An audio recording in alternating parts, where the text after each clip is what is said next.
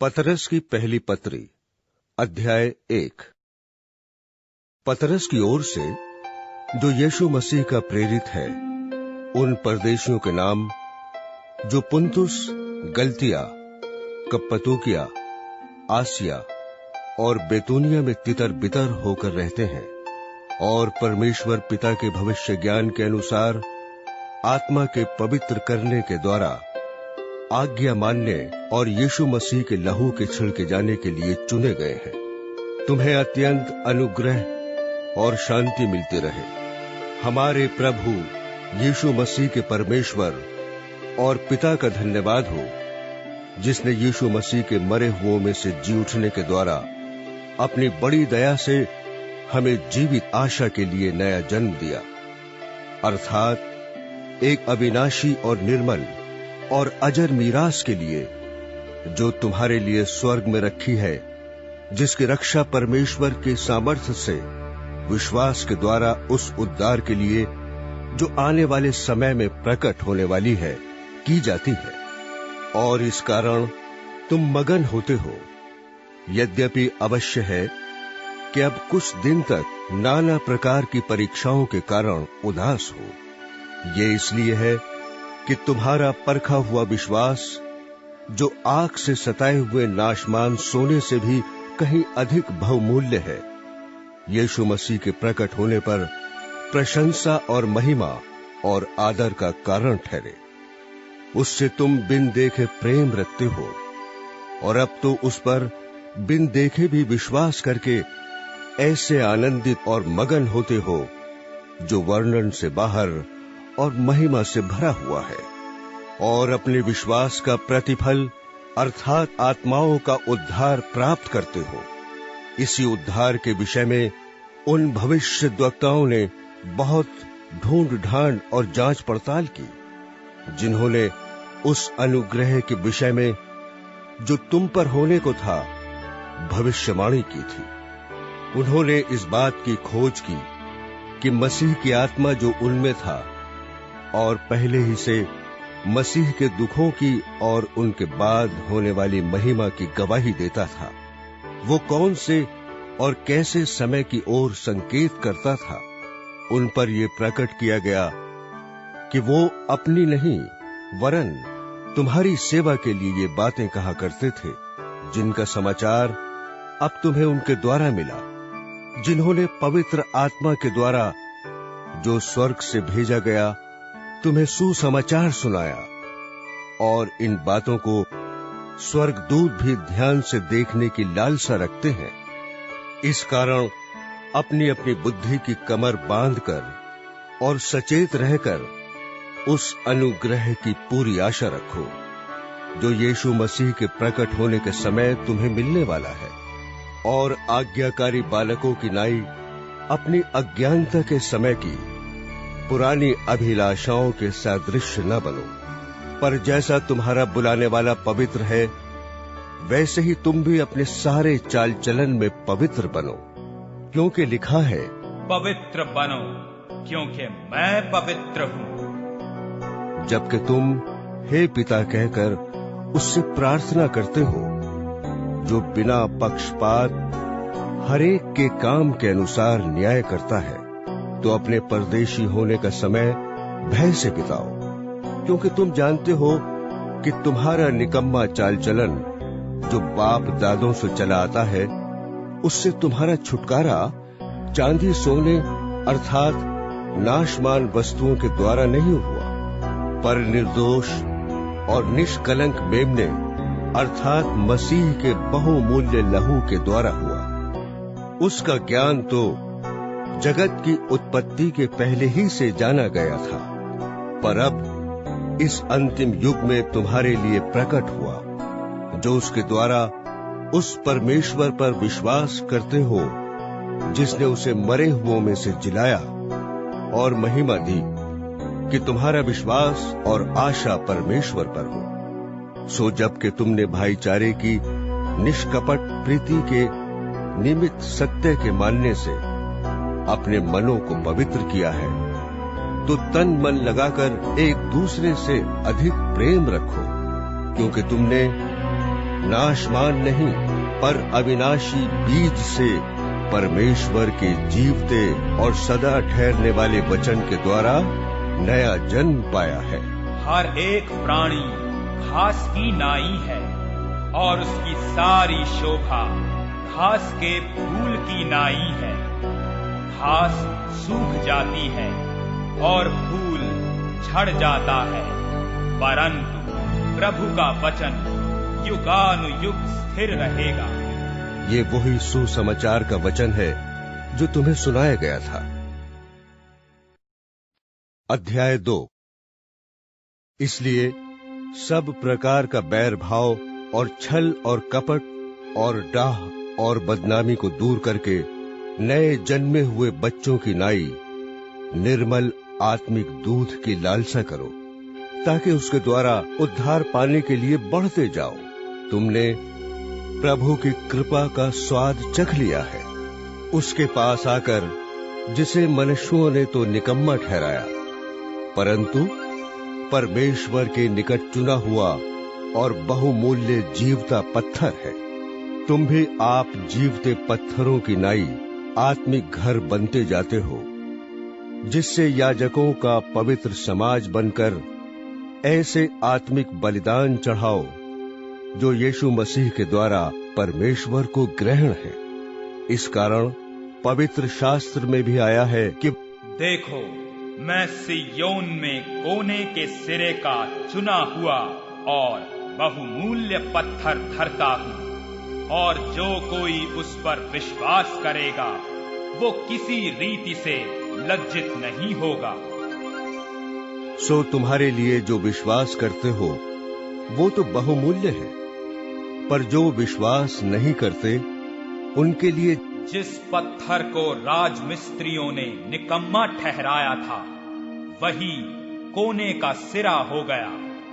वो ठेस लगने का पत्थर और ठोकर खाने की चट्टान हो गया है, क्योंकि वो तो वचन को ना मानकर ठोकर खाते हैं, और इसी के लिए वो ठहराए भी गए थे।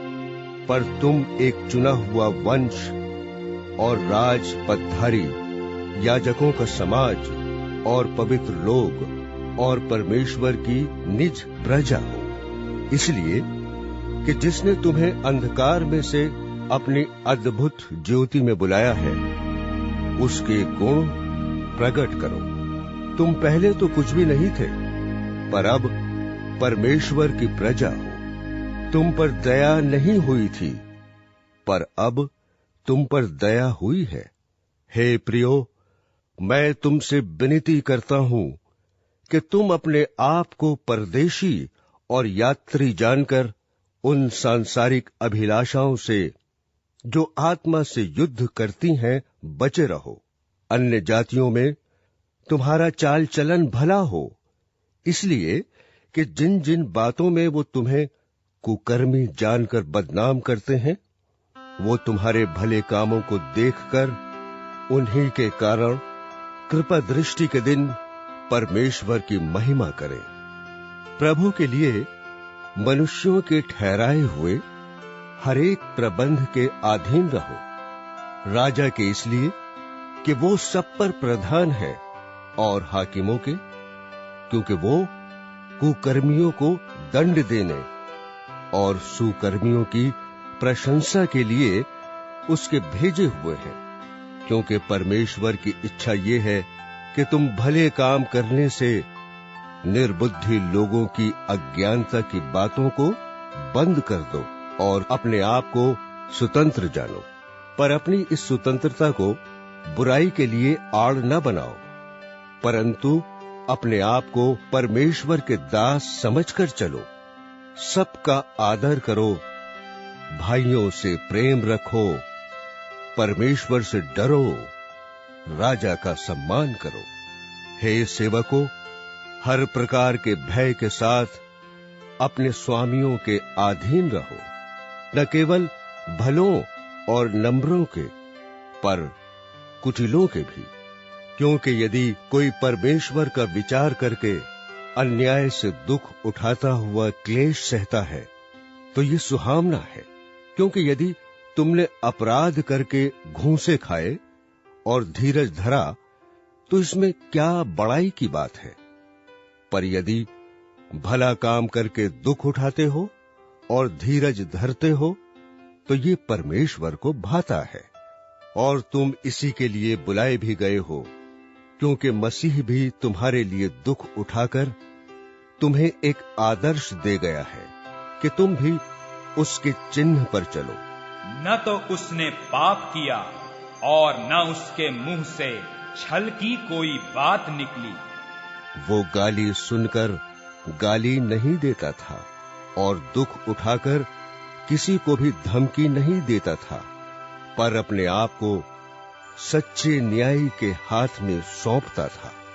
वो आप ही हमारे पापों को अपनी देह पर लिए हुए क्रूस पर चढ़ गया, जिससे हम पापों के लिए मर करके धार्मिकता के लिए जीवन बिताएं। उसी के मार खाने से तुम चंगे हुए, क्योंकि तुम पहले भटकी हुई भेड़ों के नाई थे, पर अब अपने प्राणों के रखवाले और अध्यक्ष के पास फिर आ गए हो। अध्याय 3। हे पत्नियों, तुम भी अपने पति के अधीन रहो, इसलिए कि यदि इनमें से कोई ऐसे हो जो वचन को न मानते हो, तो भी तुम्हारे भय सहित पवित्र चाल चलन को देखकर बिना वचन के अपनी अपनी पत्नी के चाल चलन के द्वारा खिंच जाए, और तुम्हारा श्रृंगार दिखावटी न हो, अर्थात बाल गूंथने और सोने के गहने या भांति भांति के कपड़े पहनना, वरन तुम्हारा छिपा हुआ और गुप्त मनुष्यत्व नम्रता और मन की दीनता की अविनाशी सजावट से सुसज्जित रहे, क्योंकि परमेश्वर की दृष्टि में इसका मूल्य बड़ा है। और पूर्व काल में पवित्र स्त्रियां भी जो परमेश्वर पर आशा रखती थीं, अपने आप को इसी रीति से संवारती और अपने अपने पति के अधीन रहती थीं, जैसे सारा इब्राहिम की आज्ञा में रहती और उसे स्वामी कहती थी।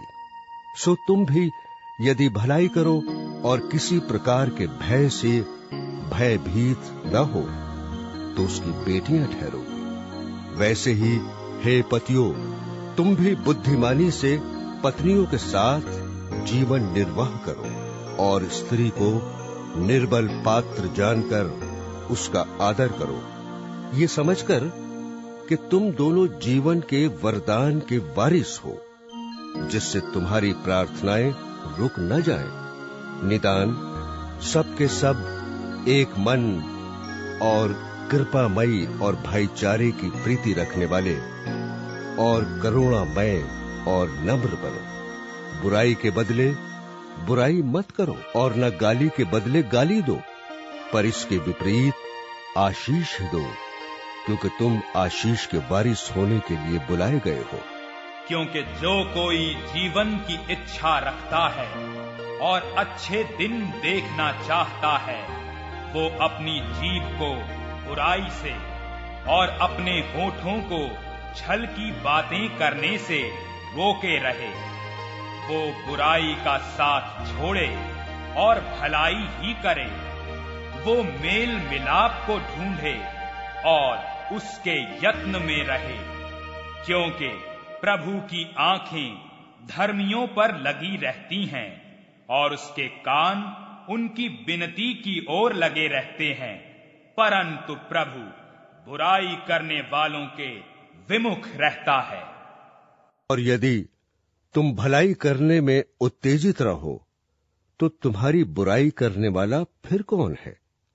और यदि तुम धर्म के कारण दुख भी उठाओ तो धन्य हो, पर उनके डराने से मत डरो और न घबराओ, पर मसीह को प्रभु जानकर अपने अपने मन में पवित्र समझो। और जो कोई तुमसे तुम्हारी आशा के विषय में कुछ पूछे, तो उसे उत्तर देने के लिए सर्वदा तैयार रहो, पर नम्रता और भय के साथ, और विवेक भी शुद्ध रखो, इसलिए कि जिन बातों के विषय में तुम्हारी बदनामी होती है, उनके विषय में वो जो तुम्हारे मसीही अच्छे चाल चलन का अपमान करते हैं लज्जित हो, क्योंकि यदि परमेश्वर की यही इच्छा हो कि तुम भलाई करने के कारण दुख उठाओ, तो ये बुराई करने के कारण दुख उठाने से उत्तम है। इसलिए कि मसीह ने भी, अर्थात अधर्मियों के लिए धर्मी ने, पापों के कारण एक बार दुख उठाया ताकि हमें परमेश्वर के पास पहुंचाए।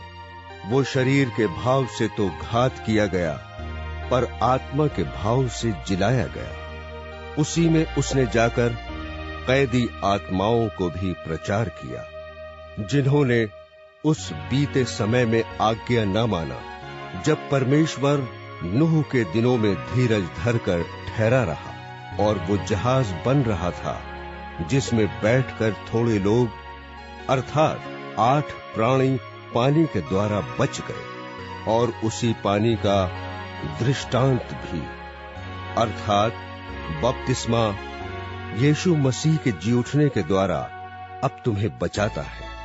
उससे शरीर के मैल को दूर करने का अर्थ नहीं है, परंतु शुद्ध विवेक से परमेश्वर के वश में हो जाने का अर्थ है। वो स्वर्ग पर जाकर परमेश्वर की दाहिनी ओर बैठ गया, और स्वर्गदूत और अधिकारी और सामर्थी उसके अधीन किए गए हैं। अध्याय 4। सो जबकि मसीह ने शरीर में होकर दुख उठाया, तो तुम भी उसी मनसा को धारण करके हथियार बांध लो, क्योंकि जिसने शरीर में दुख उठाया वो पाप से छूट गया, ताकि भविष्य में अपना शेष शारीरिक जीवन मनुष्यों की अभिलाषाओं के अनुसार नहीं, वरन परमेश्वर की इच्छा के अनुसार व्यतीत करो। क्योंकि अन्य जातियों की इच्छा के अनुसार काम करने और लुचपन की बुरी अभिलाषाओं, मतवालापन, लीला क्रीड़ा, पियक्कड़पन और घृणित मूर्ति पूजा में जहां तक हमने पहले समय गंवाया वही बहुत हुआ। इससे वो अचंभा करते हैं कि तुम ऐसे भारी लुचपन में उनका साथ नहीं देते, और इसलिए वो बुरा भला कहते हैं।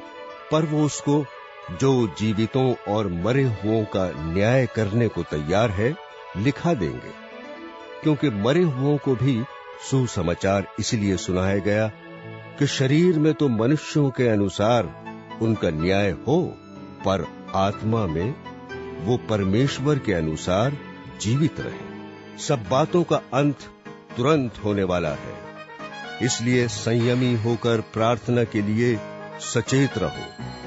सब में श्रेष्ठ बात यह है कि एक दूसरे से अधिक प्रेम रखो, क्योंकि प्रेम अनेक पापों को ढांप देता है।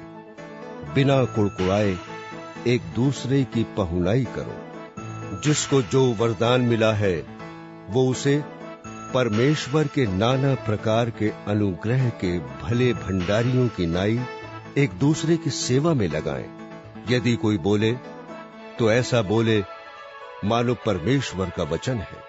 यदि कोई सेवा करे तो उस शक्ति से करे जो परमेश्वर देता है, जिससे सब बातों में यीशु मसीह के द्वारा परमेश्वर की महिमा प्रकट हो।